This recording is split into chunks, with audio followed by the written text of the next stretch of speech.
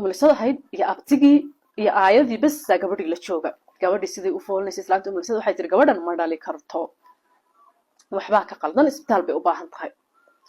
maya isbitaal uma baahna caadi weeyaan gabadha ka umuli maya islaanta waxay tiri anigu umulisa khabiirada baan ahay khibrad loo intaasoo sanan haweenka soo umulnay gabadhan xaaladeedii ma fahmay waxbaa ka siya isbitaal bay u baahan tahay inay qalliin u baahan tahay xataa laga yaabaa waxay tiri horta anigu hadda bil baan idinla joogaya oo yani aan jilaynaa inay xaaskaagu xanuunsan tahay way caawin u baahan tahay bishaasi markay dhamaatana anigu waan baxayaa nuurana waan ka tegayaa waxaan ku odhanayaa marka nuura aabaheed waxaa xanuunsan xaaskii walaalka ilaa hadda caruurtii bay nuura haysaa caruurtii baan kasoo tegi kari weynay caruurtii wax la xidhiidha baan ku odhanaya marka adiga saa'id buu kuu jecel yahay nuura abtigeed kasoo kaxee ma odhanayo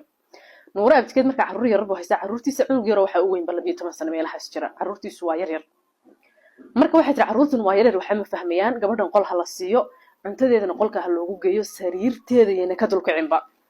hadday dad guriga yimaadaan inuu qof joogayeen ogaanin caruurtaas yeena arkin haddii kale de ilmuhu waxa ma qarinayaan hadday caloosheeda arkaan dariskay u sheegayaan iyo dadka qaraabada iyo ciday doonaan gabadhaas yani yeena ogaanin marnaba caruurtaasi qolkaasun ha ku jirto sariirtaasun ha dul saarnaato maryo waaweyn ha xidhato busta sagaashanka ha huwanaato halkaa ha ku horsanaato ilaa intay ka dhalaysa haye markay dhashana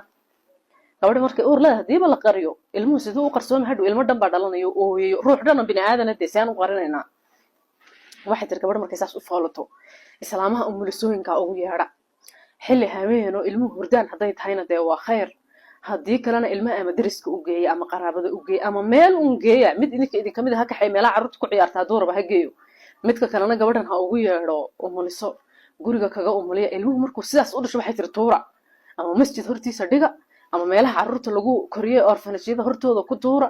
ama guri hortiisa dhiga yani ilmaha meel oo qashin qob iyo meel halis ah ku tuurina meel masaajid hortii dhiga haddaad rabtaan ama iskuul hor dhiga haddaad rabtaan meelun kusoo tuura waxay tiri ilmaha waa inaad tuurtaan kadib gabadhu markay fiicnaatay 2 bilood meelahaas joogtay caafimaadda iyadoo caadiya oo caafimaad qabto bogsatay ii soo dira markaasaan waxaan ka dhigaynaa inay xaaskaagii bogsatay oo nuuro laga maarmay oo dib loogu soo diray hooyadeedii aabaheed kadibna markaa dib waxbarashadeedii ha u bilaabato nuura abtigeed wuxuu yiri waayahay saasaan samaynaynaa islaantii bil bay joogtay way iska tagtay nuura caloosheedii marka way soo weynaatay waxa lagu yiri qolka ku jir ha ka soo bixin carruurta yar haday ama